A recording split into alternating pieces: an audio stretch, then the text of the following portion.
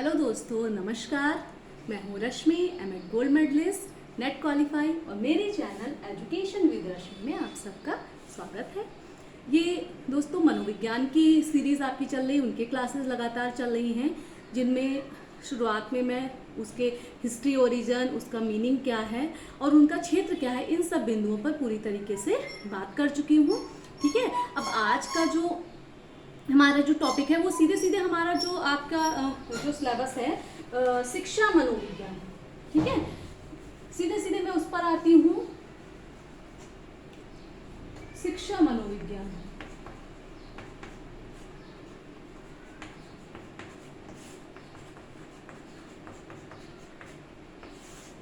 ठीक है, कि जो मनोविज्ञान के क्षेत्र के अंतर्गत एक पॉइंट आता है शिक्षा मनोविज्ञान, यानी कि मनोविज्ञान का शिक्षा के क्षेत्र में प्रयोग क्यों कर रहे हैं। यानी कि बहुत सारी समस्याएं थी वैदिक काल में, आपने पढ़ा होगा कि गुरु आते थे और छात्रों को व्याख्यान विधि के माध्यम से शिक्षा देकर चले जाते थे। उस समय की परिस्थितियां अलग थी, समाज की आवश्यकताएं अलग थी, लेकिन आज की जो परिस्थितियां हैं, हमारे समाज की जो आवश्यकताएं हैं, उनके हिसाब से एजुकेशन के क्षेत्र में भी बहुत सारे चेंजेस आए हैं।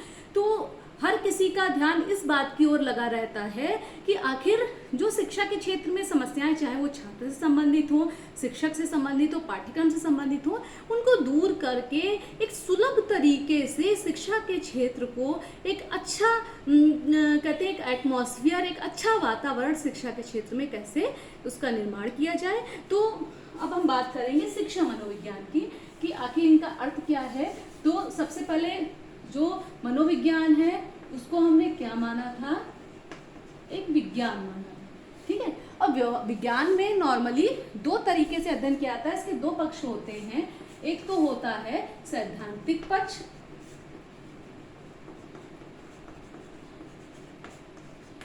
और दूसरा होता है व्यावहारिक पक्ष।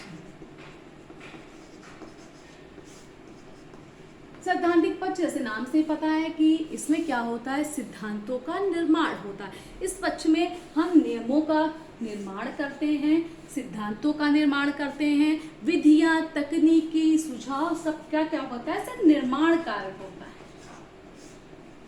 क्या होता है, निर्माण कार्य होता है। लेकिन इस निर्माण को अप्लाई किस पक्ष में किया जाता है, यानी कि जो भी यहाँ सिद्धांत बने उनको अप्लाई हम कहाँ करते हैं, व्यवहारिक पक्ष में। ठीक है, तो इसी तरीके से अगर शिक्षा मनोविज्ञान की बात की जाए तो मनोविज्ञान के अंतर्गत जो भी नियम बने, सिद्धांत बने, विधियां बनी, पढ़ाने के तरीके बने, जो कुछ भी जिन भी चीजों का निर्माण हुआ किसके अंतर्गत, मनोविज्ञान के अंतर्गत, उन सब का एप्लीकेशन कहाँ होता है, यानी कि उनको व्यावहारिक रूप कहाँ दिया जाता है, शिक्षा मनोविज्ञान के अंतर्गत, यानी कि शिक्षा के क्षेत्र में, क्लासरूम में। ठीक है, किसी एक सिद्धांत का निर्माण हुआ या किसी एक कोई भी नियम बना। ठीक है, नियम तो बना लेकिन उसका हम एप्लीकेशन कहाँ करेंगे, व्यवहारिक पक्ष में, यानी कि शिक्षा मनोविज्ञान के अंतर्गत, यानी कि क्लासरूम के अंतर्गत। ठीक है, अब अगर बात करें इसके अर्थ की, इसमें पारिभाषिक रूप में अगर बात करें तो विद्यार्थी के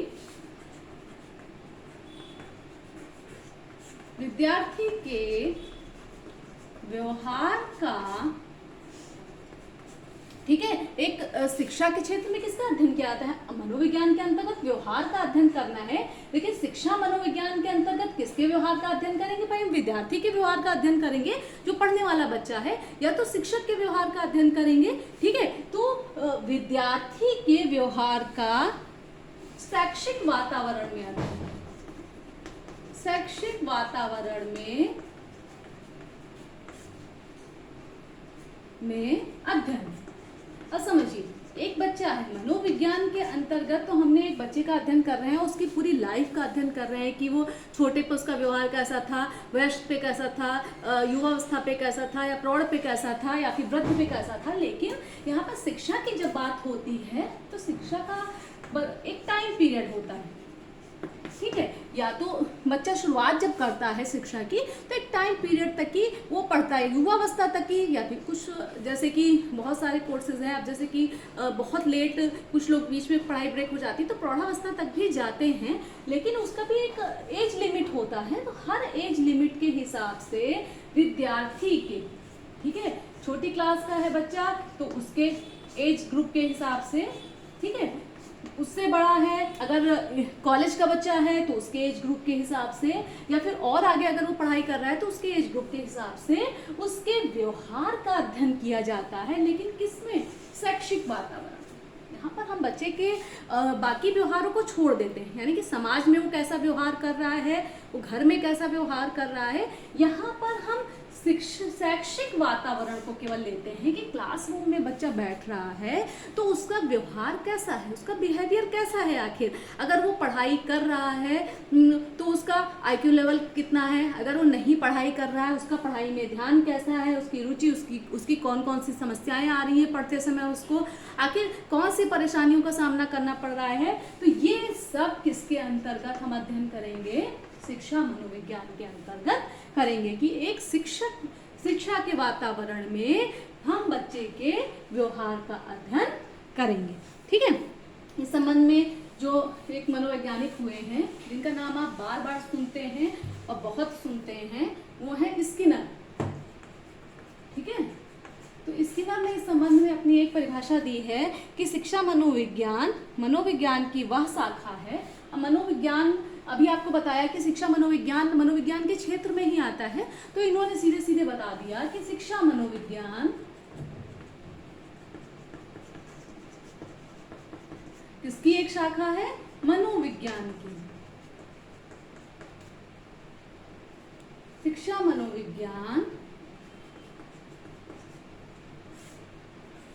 मनोविज्ञान की वह शाखा है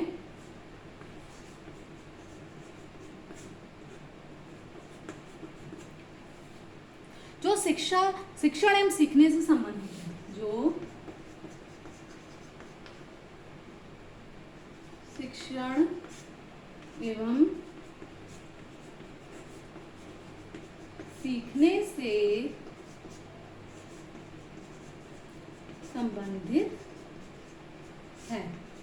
यानी कि इन्होंने सीधा सीधा, इनकी डेफिनेशन में कुछ नहीं है, इन्होंने सीधी सीधी सी बात कही है, इसको आपको ध्यान रखना है कि शिक्षा मनोविज्ञान की शाखा है। ठीक है, ये तो आपको बात पहले से क्लियर है कि शिक्षा मनोविज्ञान कहाँ से निकल कर आया है? मनोविज्ञान से।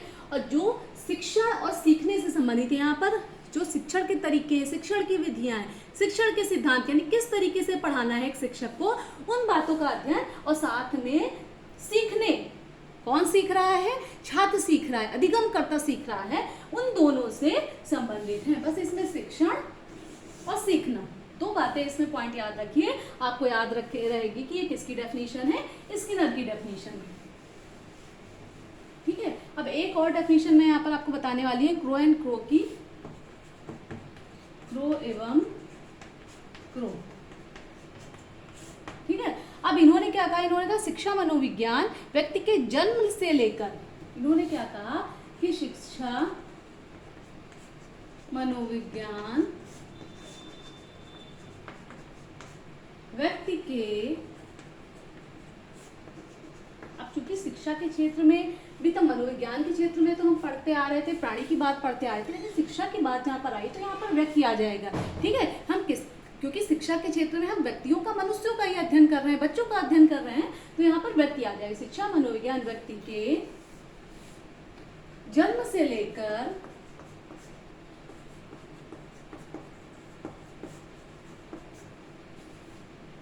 वृद्धावस्था तक के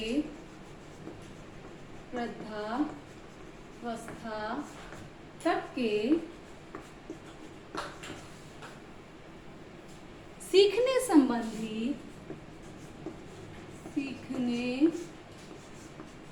संबंधी अनुभवों का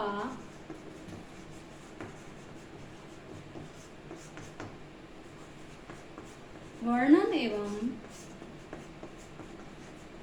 व्याख्या करता है।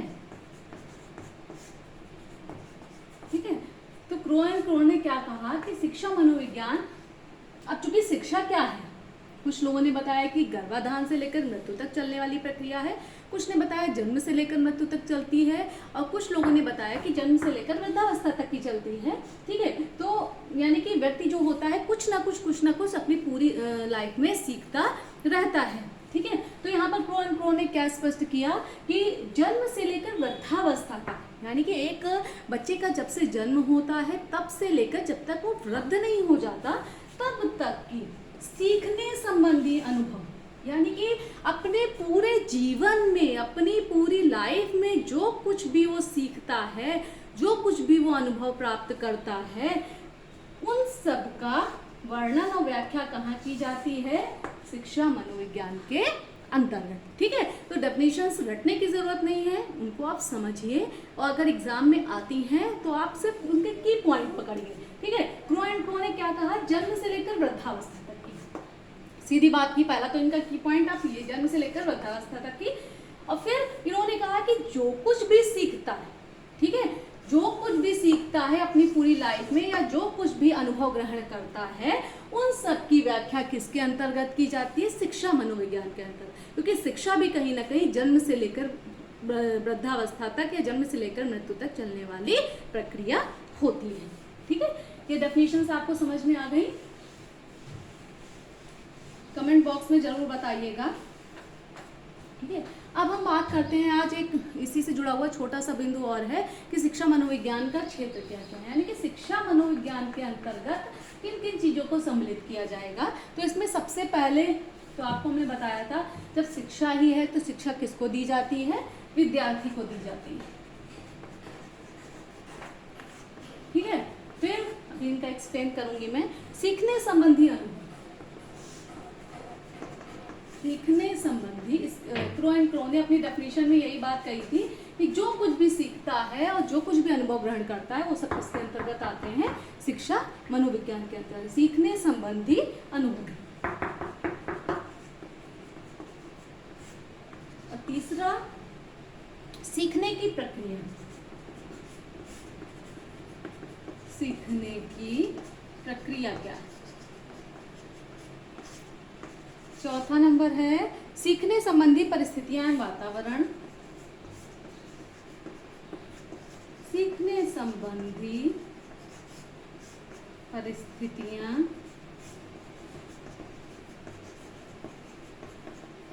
एवं वातावरण, और लास्ट में है अध्यापक। तो इतने पॉइंट, जो 5 पॉइंट हैं आपके, ये किसके अंतर्गत सम्मिलित किए गए हैं? ये 5 पॉइंट आपके शिक्षा मनोविज्ञान के क्षेत्र के अंतर्गत सम्मिलित किए गए हैं। अब सबसे पहले एक की बात करते हैं, विद्यार्थी। ठीक है, अब चूंकि शिक्षा के क्षेत्र में विद्यार्थी का एक अहम रोल होता है। पहले क्या था कि टीचर सेंटर्ड एजुकेशन होती थी, यानी कि शिक्षक केंद्रित जो शिक्षा होती थी पहले, उसमें शिक्षक को महत्वपूर्ण स्थान दिया जाता था। ठीक है, सबसे पहले शिक्षक को महत्वपूर्ण स्थान दिया जाता था, लेकिन जो वर्तमान समय की जो शिक्षा प्रणाली है वो पूरी की पूरी चाइल्ड सेंटर्ड हो गई, यानी कि बच्चों की शिक्षा के क्षेत्र में विद्यार्थी की कौन कौन सी समस्याएं हैं, अगर वो सीख रहा है, कैसे सीख रहा है, किन किन तरीकों से वो सीखेगा। ठीक है, इन सब बिंदुओं पर उसके सामने कौन कौन सी समस्याएं आ रही हैं? विद्यार्थी सामान्य स्तर का विद्यार्थी है या फिर वो विशिष्ट स्तर का विद्यार्थी है। पहले तो अगर कोई विशिष्ट बालक होता था उनके लिए इतनी सुविधाएं नहीं होती थी। अब तो शिक्षा के क्षेत्र में कहते हैं कि एक बहुत बड़े बड़े काम हो रहे हैं, बहुत बड़े बड़े योजनाएं आ रही हैं, किनके लिए? विशिष्ट विद्यार्थी होते हैं उनके लिए। पहले उनका जीवन ऐसे ही कट जाता था बिना शिक्षा के, लेकिन आजकल के जो समय है उसमें गवर्नमेंट भी बहुत ज़्यादा ध्यान दे रही है ऐसे बच्चों की तरफ, और कोशिश कर रही है कि अगर उनमें विशिष्टता का स्तर कम है, ठीक है, अगर उनमें कोई भी विशिष्टता है, चाहे वो आंगिक विकलांगता हो या फिर शारीरिक विकलांगता हो, मानसिक विकलांगता, अगर उनका स्तर कम है तो उनको सामान्य बच्चों के साथ ही पढ़ाया जाए। और बहुत ऊंचा स्तर कि जहाँ पर उनको विशेषज्ञों की के बिना उनका काम चल ही नहीं सकता, तो वहीं पर वो विशेषज्ञों और विशिष्ट विद्यालय जाएंगे, वरना उनकी शिक्षा सामान्य विद्यार्थियों के साथ ही होगी।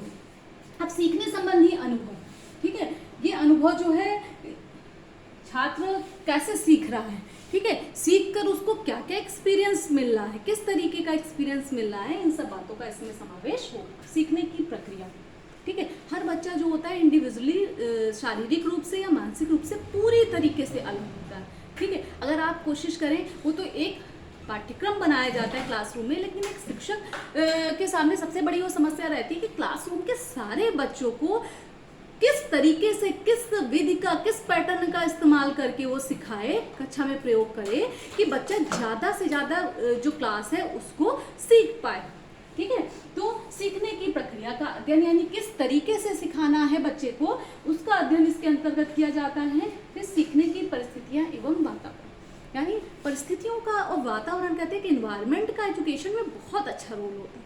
एक बच्चा पढ़ने वाला है, बहुत अच्छा पढ़ने वाला है, परंतु उसको घर का जो एटमॉस्फेयर है वो अच्छा नहीं मिल रहा है, क्योंकि स्कूल का जो एटमॉस्फेयर, टीचर उसको इग्नोर करती है, स्कूल में पक्षपात हो रहा है, या आस पड़ोस का माहौल नहीं अच्छा है, घर का माहौल नहीं अच्छा है, सोसाइटी का उसकी माहौल नहीं अच्छा है, तो उसकी शिक्षा पर, बच्चे की शिक्षा पर पूरा इस बात का प्रभाव पड़ेगा, और उसका जो शिक्षा का जो स्तर है, जो शैक्षिक स्तर है, उस पर भी इसका प्रभाव पड़ेगा। लास्ट में हम आ जाते हैं अध्यापक।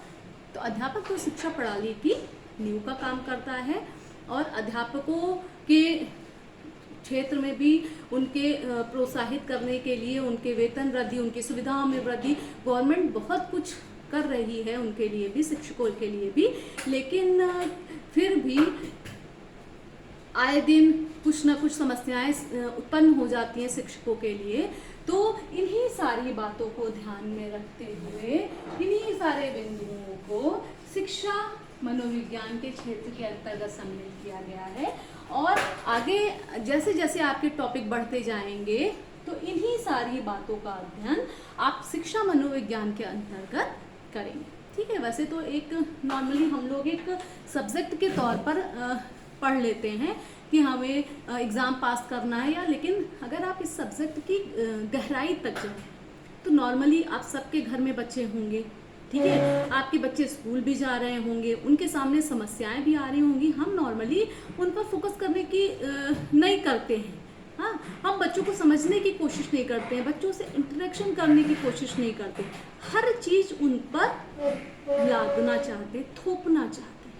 क्यों? क्योंकि हम जिस एज में हैं, हम अपनी एज के विचार बच्चों के दिमाग पर जबरदस्ती थोपना चाहते हैं, ठीक है। जो बच्चा है उसको बच्चा ही रहने दिया जाए तो वो ज़्यादा अच्छा होता है, क्योंकि हमारी जो एज है उसमें, और एक बच्चे की एज जो है ना, वो अपने एज के अकॉर्डिंग कर रहा है। अगर वो शैतानी कर रहा है, अपने एज के अकॉर्डिंग कर रहा है। अगर हम इस समय बातें कर रहे हैं, जैसे कि समझदारी की बातें कर रहे हैं, तो हम अपनी एज के हिसाब से कर रहे हैं। धीरे धीरे बच्चा जैसे बड़ा होगा वो भी अपनी एज के अकॉर्डिंग सब कुछ करेगा और उनमें ढलता जाएगा। इसलिए बच्चे पर अनावश्यक दबाव न डाला जाए। शिक्षा के क्षेत्र में पढ़ाई को लेकर इन्हीं सारे बिंदुओं को ध्यान में रखते हुए शिक्षा के क्षेत्र में मनोविज्ञान की आवश्यकता महसूस की गई। और समय बदल रहा है तो परिस्थितियां बदल रही हैं, समाज की मांग बदल रही है, उसी हिसाब से पाठ्यक्रम में भी धीरे धीरे बदलाव किया जाए। यही शिक्षा मनोविज्ञान का मूल उद्देश्य है। और उम्मीद करती हूँ कि आज की क्लास आपको पसंद आई होगी, ठीक है। और इसमें से भी अगर एग्ज़ाम में बात करें तो डेफिनीशंस ही जो आपकी हैं वही मेन पूछी जाती है। और एक ये क्वेश्चन जो आता है कि सैद्धांतिक पक्ष और व्यवहारिक पक्ष वाला, आई थिंक एनटीए नेट के फर्स्ट पेपर में ये पूछा गया है, ठीक है। नियमों सिद्धांतों का निर्माण किस पक्ष में होता है और उसका एप्लीकेशन किस पक्ष में होता है, ये मैं आप लोगों को वहाँ पर क्लियर करूँगी। ये क्वेश्चन एक यहाँ पर आया है, पूछा गया है, इसको थोड़ा ध्यान रखिएगा। और डेफिनेशंस जो है इनके की पॉइंट पकड़िए। और बाकी कभी कभी डिस्क्रिप्शन में क्वेश्चन पूछ लिया आता है कि क्षेत्र के अंतर्गत, शिक्षा मनोविज्ञान के क्षेत्र के अंतर्गत कौन कौन से बिंदु आते हैं, ठीक है, किन किन बिंदुओं को सम्मिलित किया जाता है, तो उनमें थोड़ा कन्फ्यूज़न रहता है, तो कंफ्यूज मत होइएगा। उसमें 5-6 ही पॉइंट हैं आपके। शिक्षा से संबंधित विद्यार्थी है, शिक्षक हैं, हम वातावरण को उसमें सम्मिलित कर रहे हैं, सीखने किस विधि से सिखाया जा रहा है और प्रक्रिया क्या है, और सीखते समय जो बच्चा या शिक्षक है किन अनुभवों को ग्रहण कर रहा है, इन सब का अध्ययन इनके अंतर्गत किया जाता है। उम्मीद करती हूँ आज की क्लास आप लोगों को पसंद आई होगी। तो चैनल को सब्सक्राइब करिए, वीडियो को लाइक करिए और कमेंट बॉक्स में ज़रूर बताइए कि आज की क्लास आपको कैसी लगी। धन्यवाद।